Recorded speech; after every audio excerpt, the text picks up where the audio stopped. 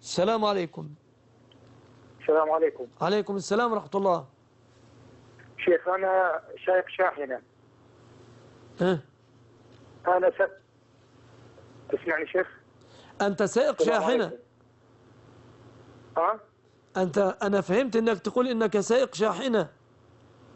أنا سائق شاحنة، أقطع مسافة يومية 400 كيلو. تابع للدولة، يعني سيارة مع الدولة. يبقى عندي غازوايل تقريبا 40 لتر. شيخ الحق لي اني ابيعها واصرفها على السيارة واتصرف بها؟ نعم. يبقى عندي 40 لتر. نعم. يعني كل ما اطلع 400 كيلو 40 لتر يزيد عن حاجتي، يعني يبقى بالسيارة زايد. الحمد لله والصلاة والسلام على رسول الله وبعد.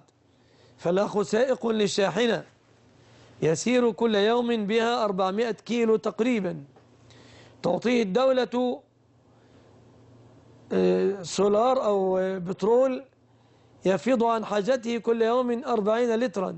يسأل هل يجوز له أن يستمتع بها أو لا يجوز.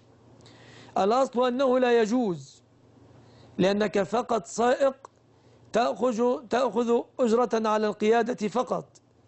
أما إذا كانت هناك توابع تحملنا على القول بالجواز، كأن يكون مثلا هناك إلزام أنك إذا كان هناك ازدحام واشتريت بترول من مالك الخاص، ويلزموك بشراء بترول من مالك الخاص، حينئذ سنعمل مقاصة.